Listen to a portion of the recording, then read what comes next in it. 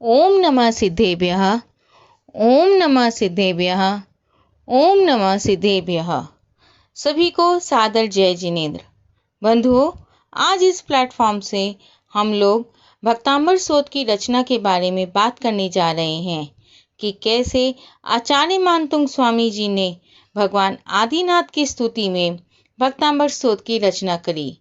यह क्लिप चित्रमयी प्रस्तुति के रूप में पेश की जा रही है और ये क्लिप खासकर बच्चों के लिए है। तो चलिए सुनते हैं।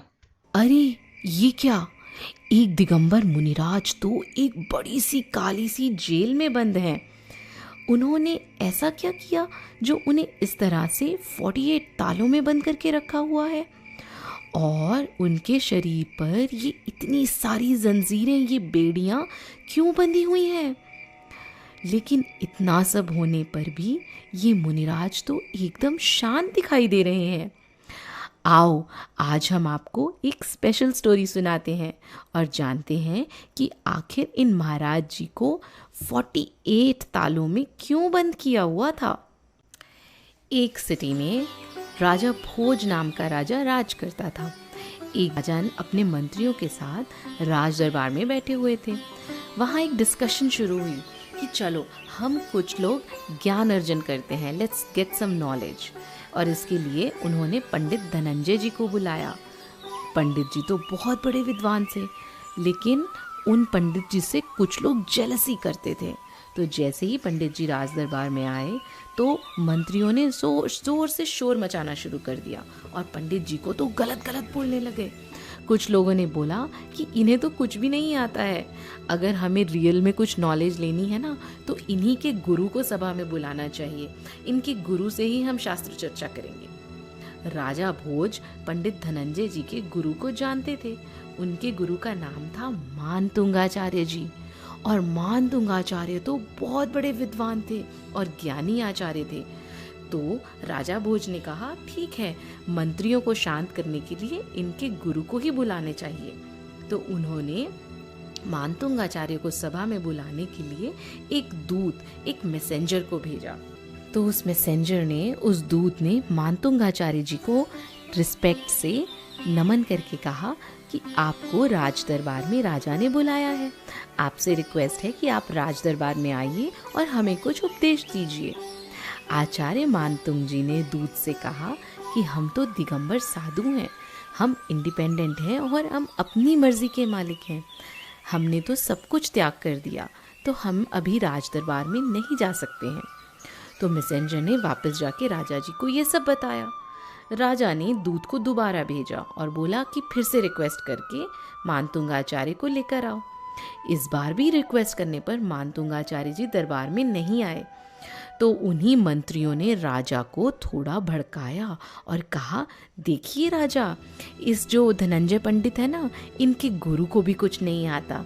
देखो, इसीलिए तो आपके बार बार ऑर्डर देने पर भी आपकी डिसरिस्पेक्ट कर रहे हैं, वो आपके दरबार में आ ही नहीं रहे। ये सुनकर राजा को गुस्सा आ गया और उन्होंने सैनिकों से कहा कि जाओ, मानतुंगाचार्य जी को पकड़ कर लेकर आओ। राज दरबार से सैनिक आचार्य मानतुंग जी के पास गए और उन्हें बंदी बनाकर राज दरबार में ले आए। Can you believe it?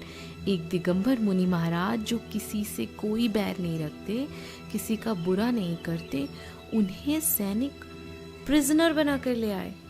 जब उनको बंदी बनाकर ले जाया जा रहा था, तब भी मुनि महाराज बड़े ही शांत भाव से इस उपसर्ग को सहन कर रहे थे। आपको याद है ना, हमने उत्तम क्षमा धर्म में बताया था कि उपसर्ग में किसी भी संकट में, किसी भी प्रॉब्लम में मुनिराज समता धारण कर लेते हैं। राजा ने आचार्य मानतुंग जी से दरबार में ना आने का कारण पूछा। इस पर आचार्य मानतुंग जी चुप रहे, वो कुछ नहीं बोले। आचार्य जी के ऐसा करने से राजा को और गुस्सा आ गया और उन्होंने बहुत गुस्से में आचार्य मानतुंग जी के पूरे शरीर पर लोहे की हैवी जंजीरें डलवा दी। उनके हाथों पैरों में हथकड़ियां लगवा दी, हैंडकफ्स लगवा दिए, जिसकी वजह से आचार्य जी से तो चला भी नहीं जा रहा था और वो रगड़ने से उनके शरीर से खून भी निकल रहा था। फिर भी आचार्य मानतुंग जी एकदम शांत थे। राजा ने आचार्य श्री को 48 दरवाजों वाली जेल में काल कोठरी में बंद कर दिया और हर दरवाजे पर ताले लगा दिए। आचार्य मानतुंग जी जंजीरों से बंधे हुए 48 मतलब 48 तालों के अंदर बंद थे। फिर भी आचार्य श्री शांत भाव धारण करे रहे। जेल के अंदर ही वो भगवान आदिनाथ की स्तुति में मग्न हो गए। भगवान की स्तुति, उनकी वंदना, उसमें इतने मग्न हो गए कि उन्होंने 48 श्लोकों की रचना कर डाली। और जैसे जैसे आचार्य श्री वो एक एक श्लोक बोलते रहे, वैसे ही आचार्य श्री के सारे ताले खुलते चले गए और सारे दरवाजे अपने आप खुल गए और मानतुंग आचार्य जेल से बाहर आ गए। ये सब देखकर सैनिक डर गए और उन्होंने जाकर राजा जी को इस सब इंसिडेंट के बारे में बताया। राजा भी ये सुनकर चौंक गया और उसे अपनी गलती रियलाइज हुई और उसने सोचा कि अरे, ये मुनि महाराज तो भगवान की स्तुति में लीन थे। वो समझ गए कि भगवान की स्तुति करने से, उनके गुणों का गान करने से ही ये सब हुआ है। उसने तुरंत सभी मंत्रियों के साथ मिलके मानतुंग आचार्य से फॉरगिवनेस मांगी और उनकी बहुत विनय, बहुत रिस्पेक्ट करी। मानतुंग आचार्य ने आदिनाथ भगवान की भक्ति में जो 48 श्लोक लिखे थे ना, उसे ही तो भक्तामर स्तोत्र कहते हैं। यह स्तोत्र बहुत प्रभावशाली है, बहुत पावरफुल है। इस स्तोत्र के पाठ करने से कर्मों की निर्जरा होती है। पता है बच्चों, भक्तामर स्तोत्र इतना इफ़ेक्टिव है कि हम भगवान के गुणों का ध्यान करते हुए जैसे जैसे इसे पढ़ते हैं तो हमारी सोल प्योर होती जाती है, हमारे बुरे कर्म क्लीन होते जाते हैं, जिससे हमें स्पिरिचुअल डेवलपमेंट के साथ साथ लाइफ की बहुत सी प्रॉब्लम्स के सॉल्यूशन भी मिल जाते हैं।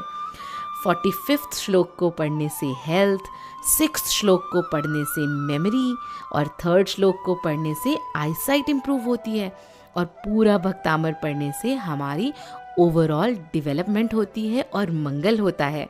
तो हम रोज भगवान का ध्यान करेंगे और भक्तामर स्तोत्र के एक एक श्लोक को याद करने की कोशिश करेंगे ना? जय जिनेंद्र। बंधुओं, यदि पसंद आई हो तो प्लीज लाइक कीजिए, शेयर कीजिए और सब्सक्राइब कीजिए। मिलते हैं अगली क्लिप में।